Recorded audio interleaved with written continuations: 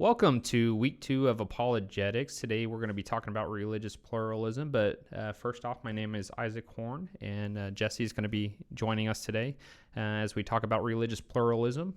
But I want to do a quick recap of last week's. So last week was the introduction to apologetics, and that's where we talked about what apologetics is, why it's needed, and then also some of the biblical support for apologetics. So if you did not get a chance to watch that video, the video link is going to be posted in the description. So just go ahead, go back, watch that video, and I hope you enjoy it. So thanks for being part of this, Jesse. Yeah. So I actually had not heard of religious pluralism before I agreed to do this. So I guess, could you kind of give what is it, I guess? Yeah, so what we're really talking about here is there's a diversity in religions. And so there's plenty of different religions out there. The 5 primary types of religion that you can see, major world religions, we're talking about Hinduism, Buddhism, Judaism, Christianity, and Islam. So those are kind of like the 5 major religions. Yeah, granted, there are a whole bunch of other religions out there, but those are kind of like the 5 major ones. And they all have, some of them may have similar, but that would just be superficially similar.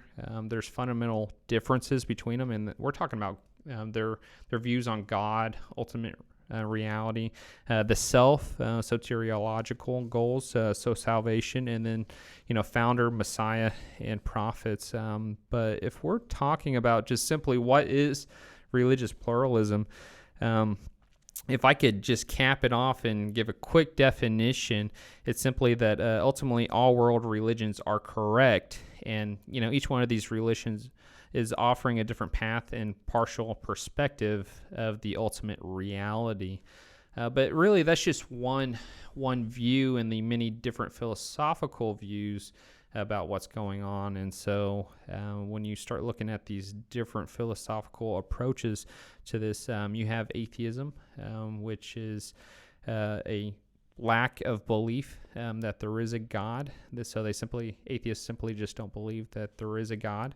Yeah. You have agnostics, which agnostics are non-committal. They're simply taking a position. I do believe it is a position that there's just not enough evidence out there to say really one way or the other. And so they're just non-committal. They're not going to say that these religious claims are right or wrong.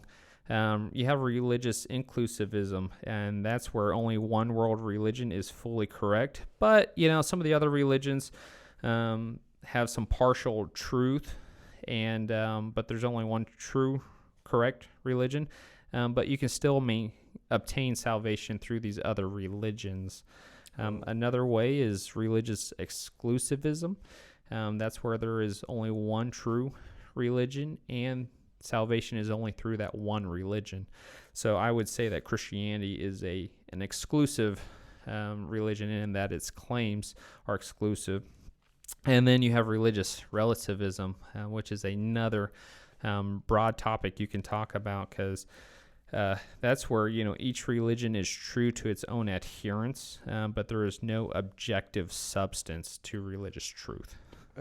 See, and that that idea, I've heard that idea before, that it's sort of the world is what you make of it, and whatever you can get out of it, great. But that, how do you navigate that? How do you navigate a world where whatever you think is true? That doesn't seem like I couldn't cope with that. And so there's an illustration we're going to talk about later on, the 3 blind men and the elephant, which kind of helps to capture, and it captures specifically this religious pluralistic view. And so I'd say it's difficult. It's it needs to be approached in a loving manner, but I think we need to adhere to what's true, and truth has to be objective. Yeah. And we're not going to get into the nature of truth, because that is a whole nother can of worms. Yeah. And you could probably do a whole lesson just on what is truth and the different theories of truth. But when you look at specific claims, when you think about claims just in and of themselves, they are claiming truth. So that means all the other adherents or all the other alternatives are false. Yeah. And you just think about the nature of it. That's what a claim is. It's claiming to be the truth. You don't go around saying, well, this could be right. No, claims are by nature either true or false. And that's something we're going to really kind of talk about here today. Yeah. But religious pluralism, I'll just say the definition again so we have a clear kind of view of what specifically we're talking about this week. It's ultimately, all world religions are correct. Each one's offering a different path in a partial perspective of one ultimate reality.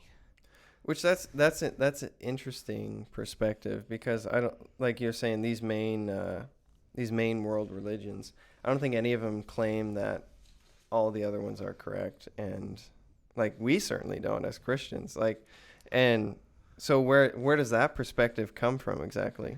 Yeah, that's a very interesting question, because when you think about these other religions, they're making claims as well. Yeah. And fairly exclusive ones as well. Yeah, I would say that they're making exclusive claims too, and they're making exclusive claims about who God is, or the ultimate reality, the self. Yeah. Just what their claims for the self is. When it comes to salvation, how are you saved? They have different views as far as afterlife. What is the afterlife, right? And so Rabbi Zacharias used to say this a lot, and I really appreciate how he said this. If you look at these religions, they may be superficially similar, but fundamentally different. Mm-hmm. So on the surface, they may look similar, but when you dig down into their fundamental claims, they're very different. Yeah. And I think that is a key point when we start talking about some of this stuff. Yeah. And so kind of a side question that I've kind of always wondered how to respond in a situation where, because I've heard it claimed, like, because some of these major religions have similarities between each other, and like our beliefs about God and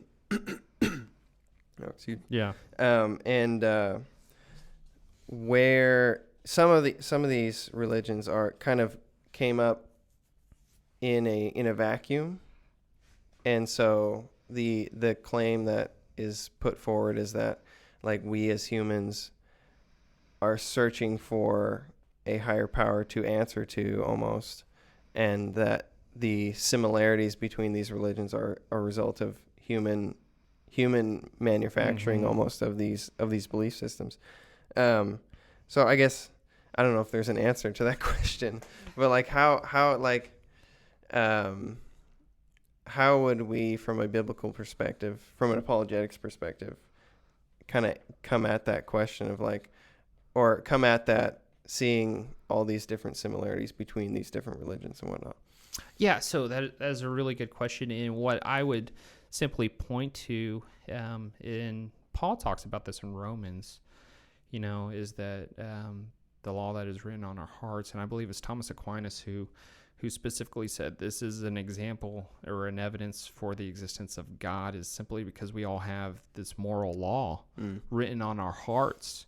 And when you see all these different religions, it's because that moral law is written on everyone's heart. Mm-hmm. And that's why you see that there's so many different religions, and we all come to an understanding that there is a spirituality. The atheist may not, but what that is manifested out of is that moral law that is written on our hearts. Yeah. Because we are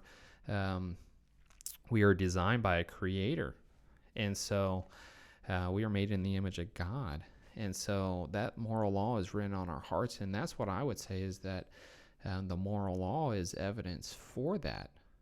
And this religions may take different forms, but that's because we all have a view of morality, and there's a spiritual sense to our lives. Yeah. Which, and that's sort of, I guess,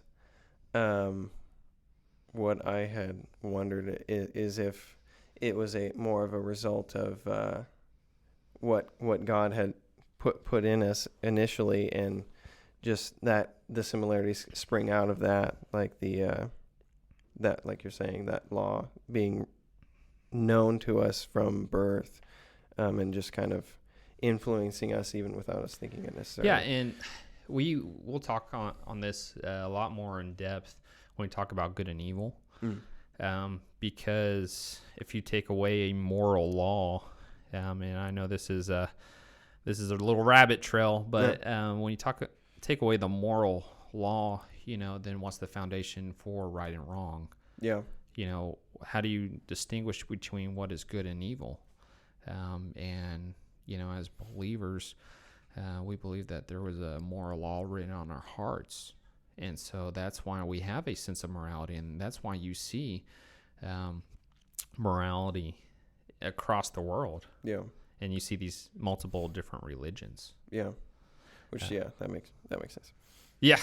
Yeah. But that's one of the common questions is like, how do you handle that? You know, how do you respond to that? Because you see all these different religions, but that's how I would answer it. Yeah.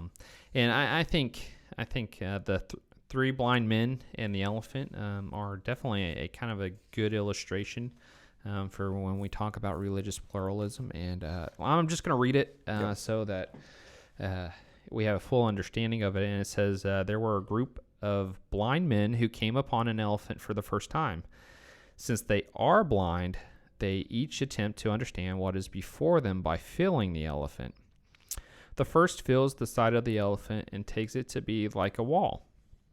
The second happens upon the trunk of the elephant and takes it to be long like a snake. The third touches the tusk and thinks an elephant is like a spear. The fourth feels the leg of the elephant and takes elephants to be like tree trunks. The fifth feels the ear and thinks elephants are like fans. And the sixth thinks an elephant is like a rope, given that he feels the tail.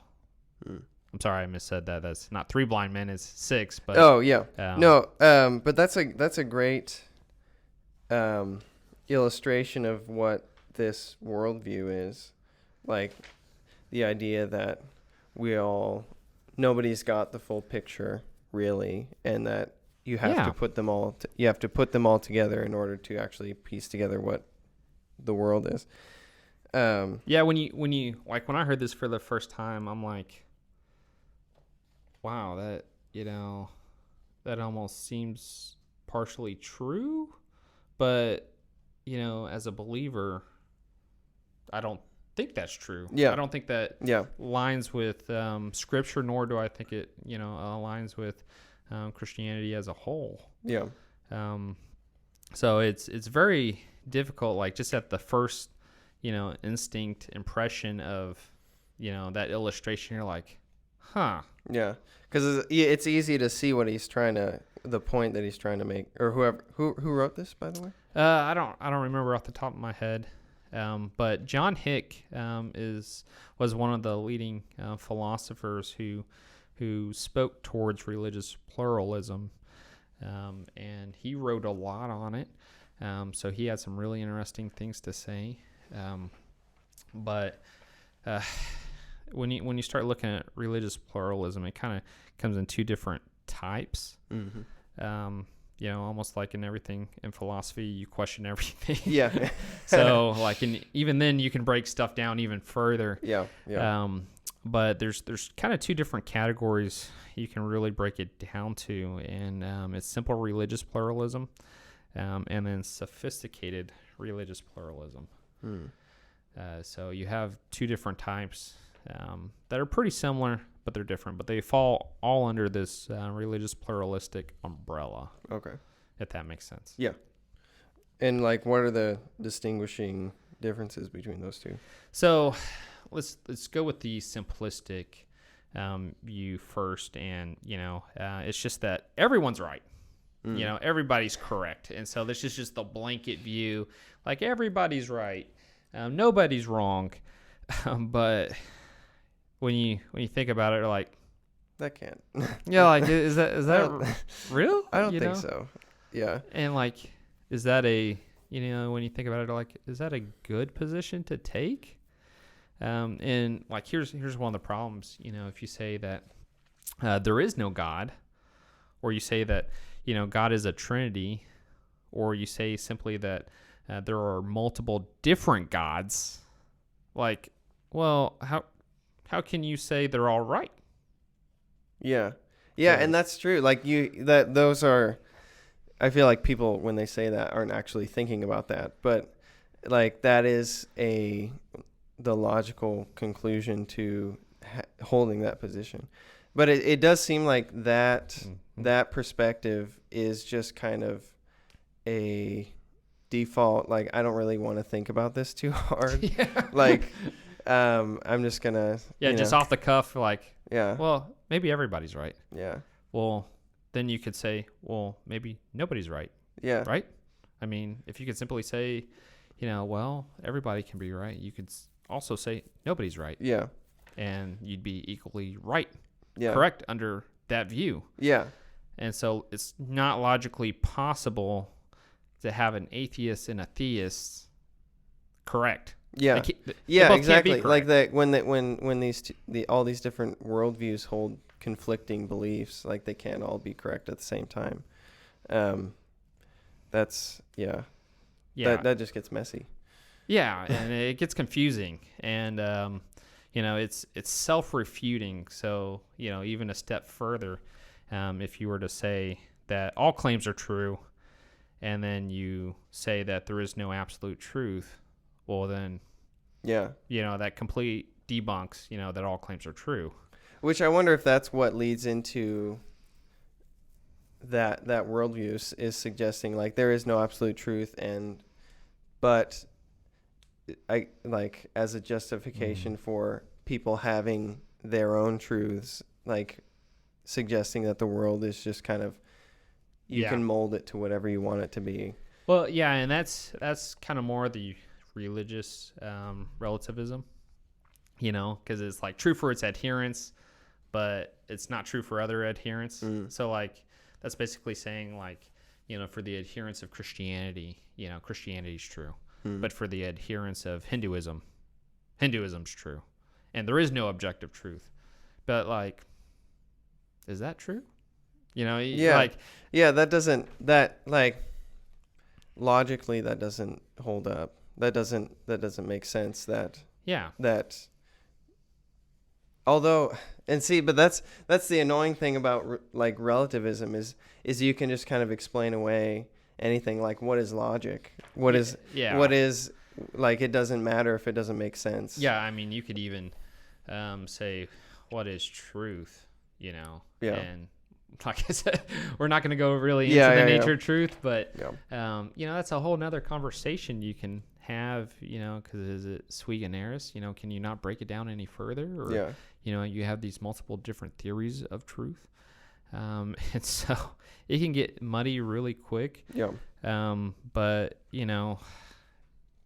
it comes back to all these major religions have fundamental claims, and they are each claiming something specific in regard to God or the ultimate reality, the self, salvation. How do you get saved? They're all making these fundamental claims, and you can't simply say that they're all correct, because then, how does that work out? That can't be true. That logically can't be true. Yeah. And Christianity, we were talking about it earlier.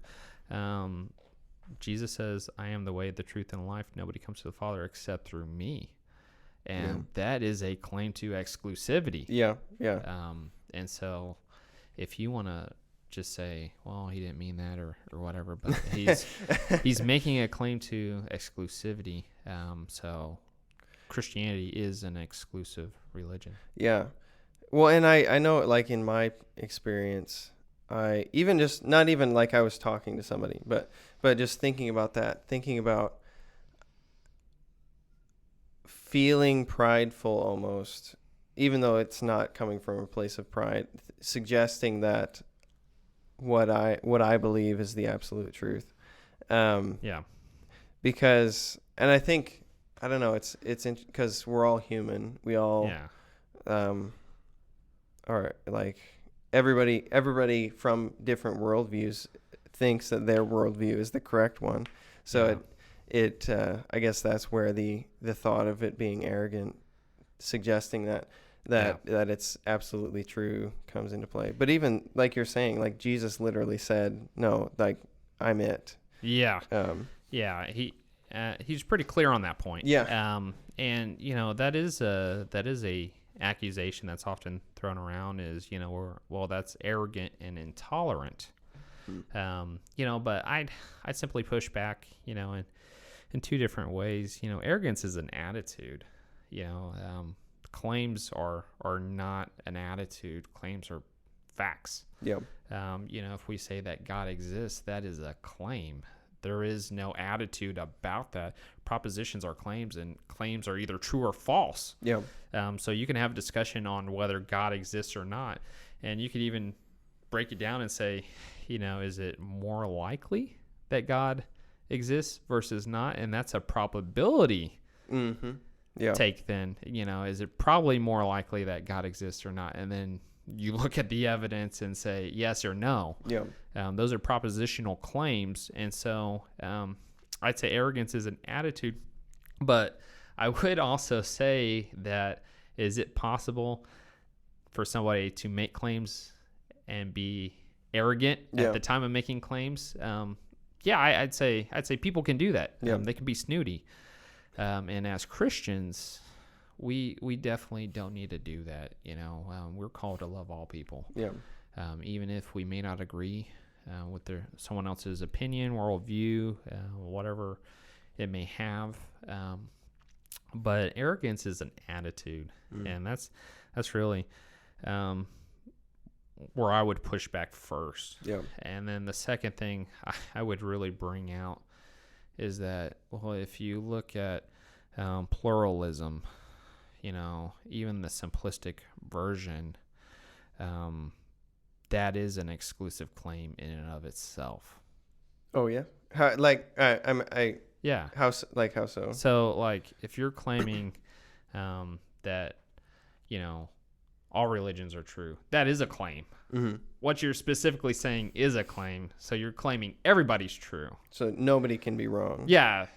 So that is an exclusive claim in and of itself. Do you see that? Yeah. What you're actually claiming is an exclusive claim because you're saying everybody else is wrong. You're saying you have the corner market on this truth. Mm-hmm.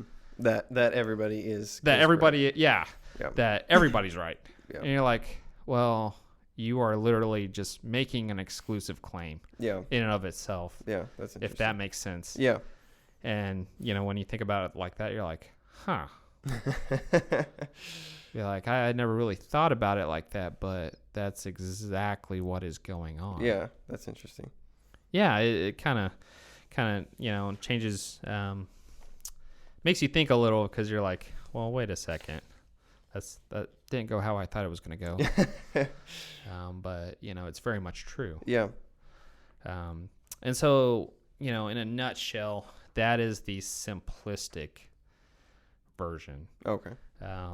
So when you start talking about the sophisticated, and John Hick wrote a lot about this, and he probably had the most impressive work on this.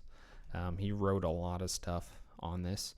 He was obviously a proponent of this view, but what the sophisticated religious pluralism means is that all religions' specific claims are false, but they are pointing towards a transcendent ultimate reality. And what John Hick called this he called it the real, which I actually personally kind of like. It's pretty catchy. Like the real. Yeah. It's real. It sounds real hippie and trendy, but yeah.